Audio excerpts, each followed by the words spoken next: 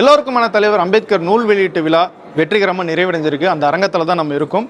தாவேக தலைவர் விஜய் அந்த நூலை வெளியிட மேனாள் நீதிபதி சந்துரு அவர்களும் அம்பேத்கர் அவர்களுடைய பேரனும் சமூக செயற்பாட்டாளருமான திரு ஆனந்த் தெல்டும்டே அவர்களும் அந்த நூலை பெற்றுக்கொண்டு மக்களுக்காக வெளியிட்டாங்க.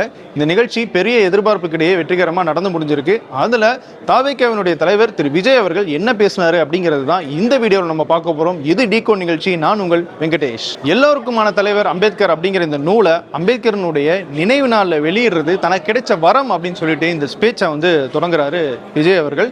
அதுக்கப்புறம் அம்பேத்கர் எழுதினதே தனக்கு பிடிச்ச முக்கியமான விஷயத்தை அதை பத்தி பேசுறாரு. வெயிட்டிங் ஃபார் விசா அப்படின்னு சொல்லிட்டு அம்பேத்கர் தன்னுடைய அனுபவத்தை எழுதின அந்த கட்டுரை தான் ரொம்ப அவருக்கு பிடிச்ச விஷயம் அப்படின்னு சொல்றாரு. நியூயார்க்கு போய் அவர் பாரிஸ்டர் பட்டம் வாங்குறதுக்கான அந்த படிப்புக்காக அவர் விசா வாங்க போகும்போது நடந்த நிகழ்வுகளை பேசினது ரொம்பவே உருக்கமாக இருந்தது அப்படின்னு சொல்றாரு விஜய். எந்த அளவுக்கு சாதிய தீண்டாமை அவர் 9வது படிக்கும் போதுல இருந்து இருந்துச்சு அப்படிங்கிறத இந்த இடத்துல விளக்கி பேசுறாரு.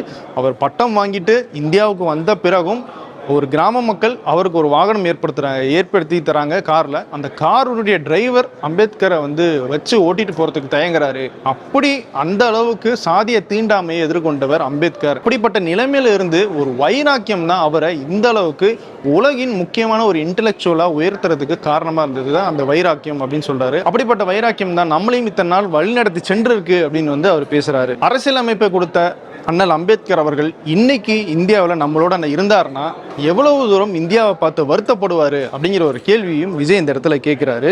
ஒரு நல்ல நாடு இருக்கணும் அப்படின்னம்னா ஜனநாயகமும் அரசியல் அமைப்பும் பாதுகாக்கப்பட வேண்டும். அப்படி பாதுகாக்கப்பட்டால் தான் நேர்மையான தேர்தல்கள் நடக்கும். இன்னைக்கு தேர்தல்கள் அப்படிங்கிறது நேர்மையாக நடக்கலன்னு நான் சொல்ல வரல. ஆனால் எல்லாருக்குமான ஒரு சம வாய்ப்பை ஏற்படுத்தி ஒரு நேர்மையான வகையில் வெளிப்படையான தேர்தல் நடத்தணும் அப்படின்னு சொல்லிட்டு விஜய் இந்த இடத்துல ஒரு வலியுறுத்தலை சொல்றாரு. அதுக்கப்புறமா சட்டம் ஒழுங்கு சமூக நீதி பிரச்சனைக்கு வராரு. இன்னைக்கு இந்தியாவில் ஒரு அரசாங்கம் செயல்பட்டுக்கிட்டு இருக்கு. அந்த அரசாங்கம் சட்டத்தையும் சமூக நீதியும் கண்டுகொள்ளாமல் இருக்கு அப்படின்னு குறிப்பிட்டு பேசுறாரு. குறிப்பா மணிப்பூர் விவகாரத்தை எடுத்துக்கிறாரு. பல மாதங்களாக அங்க பிரச்சனை போய்கிட்டு இருக்கு. அப்படி இருக்கும்போது மத்திய அரசாங்கம் அதை ஒன்றிய அரசாங்கம் சொல்றாரு. ஒன்றிய அரசாங்கம் அதை பொருட்படுத்தாமே ஆட்சி நடத்திக்கிட்டு இருக்காங்க. சரி, அங்க ஒன்றிய அரசாங்கம் அப்படி இருக்குன்னா இங்க ஒரு ஆட்சி நடந்துகிட்டு இருக்கு. வேங்கை வயல்னு ஒரு ஊர். அந்த ஊர்ல என்ன நடந்துச்சுன்னு உங்களுக்கு தெரியும்.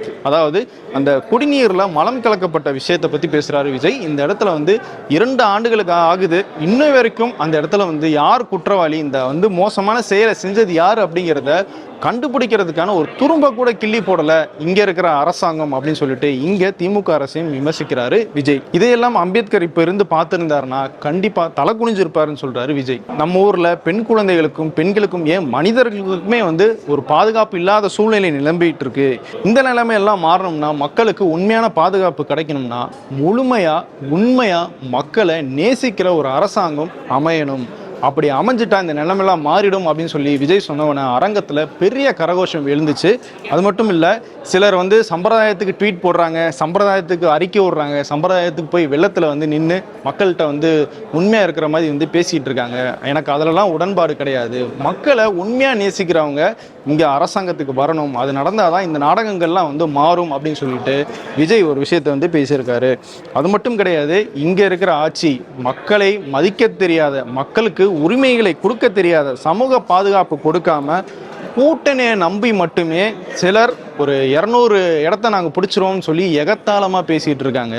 அவங்களுடைய எகத்தாளம் எல்லாம் 2026 அப்படின்னு சொல்லிட்டு ஒரு பிரேக் விட்டார். அரங்கம் பயங்கரமான கரகோஷத்தில் எழுந்துச்சு. ஸோ அதுக்கப்புறமா சொன்னது, அந்த 2026 தேர்தலில் இப்படி எகத்தாளமாக பேசுகிறவங்களுக்கு மக்களே ஒரு மைனஸை ஏற்படுத்தி தருவாங்க அப்படின்னு சொல்லியிருக்காரு. அதாவது 200லாம் வாங்க மாட்டாங்க, இறக்கி கொண்டு வந்துருவாங்க அப்படிங்கிறது தான் விஜய் சொல்ல வர விஷயமா அந்த இடத்துல இருந்துச்சு. கூட்டணி கலங்கள் பற்றி பேசும்போதும் சரி, திமுகவை நேரடியாக விமர்சிச்சிருக்காரு விஜய். அது மட்டும் கிடையாது, தன்னுடைய ஸ்பீச்சை முடிக்கும் போது அவர் சொன்ன விஷயம் ரொம்பவே முக்கியமானது. விசிக தலைவர் திரு திருமாவளவன் இந்த நிகழ்ச்சிக்கு வரதா இருந்துச்சு.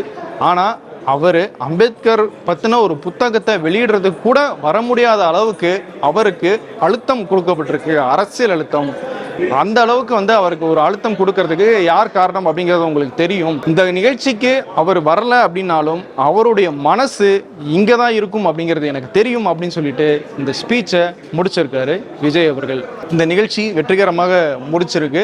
எதிர்பார்க்கப்பட்ட அளவுக்கு முக்கியமான தலைவர்கள் எல்லாருமே பேசியிருக்காங்க.